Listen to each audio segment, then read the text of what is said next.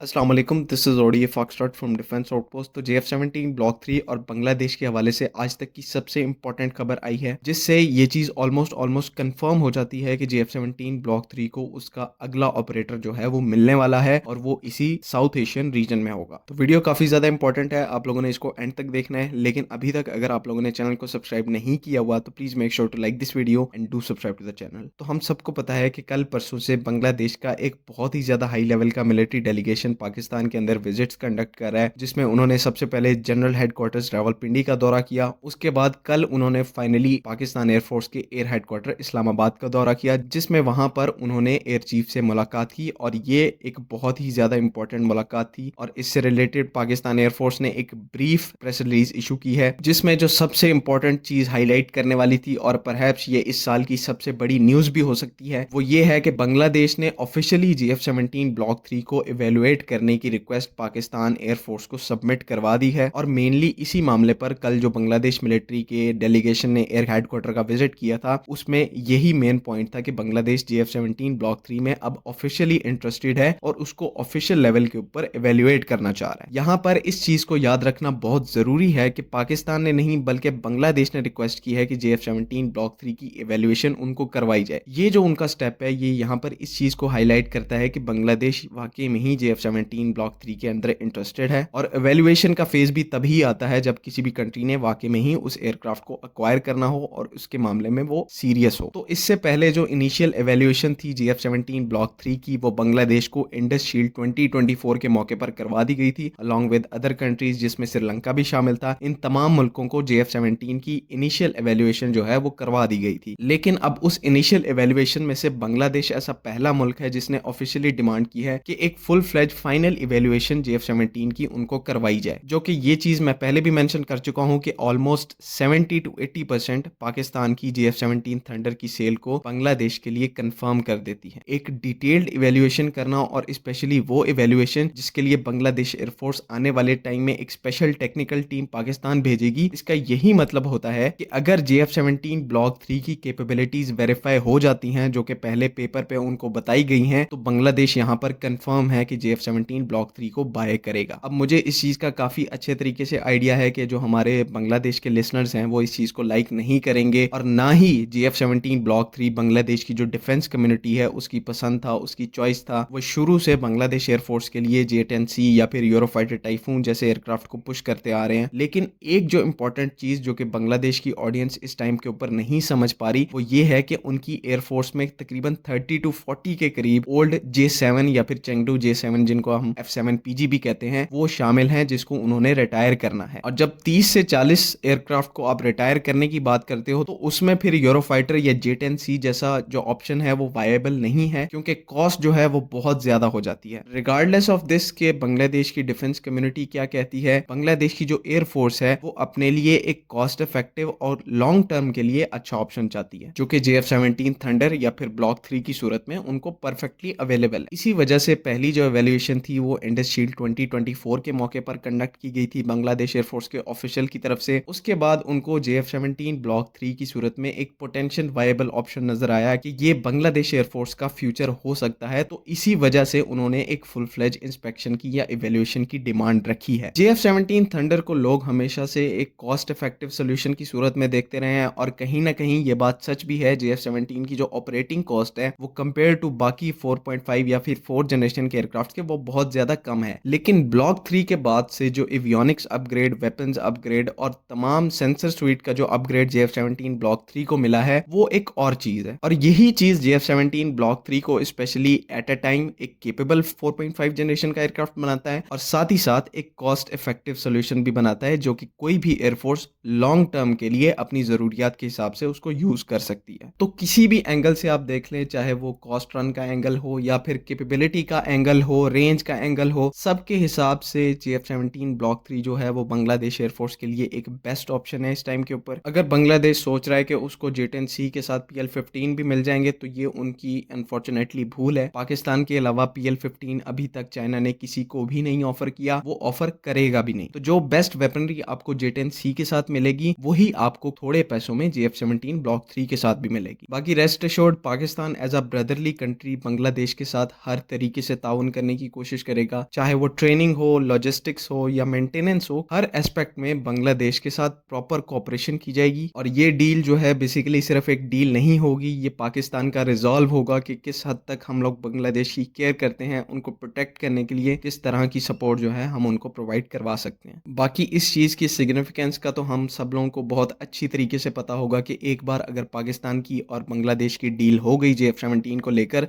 तो इसका strategic impact क्या होगा। इस रीजन में JF-17 का तीसरा ऑपरेटर बांग्लादेश बनेगा और ये तीनों operator at a time India को सराउंड कर रहे हैं, तो इसका जो स्ट्रेटेजिक इम्पैक्ट है, जैसे पहले बात की, वो बहुत ही ज़्यादा होगा। और स्ट्रेटेजिक इम्पैक्ट से ज़्यादा इसका जो साइकोलॉजिकल इम्पैक्ट पड़ेगा वो और भी ज़्यादा होगा। उम्मीद है कि आप लोगों को चीज़ें सारी समझ में आ गई हैं। अगर इससे रिलेटेड कोई भी इशू है तो काइंडली कमेंट्स में ज़रूर पूछें। बाकी अगली वीडियो तक के लिए अल्लाह हाफ़िज़। पाकिस्तान जिंदाबाद।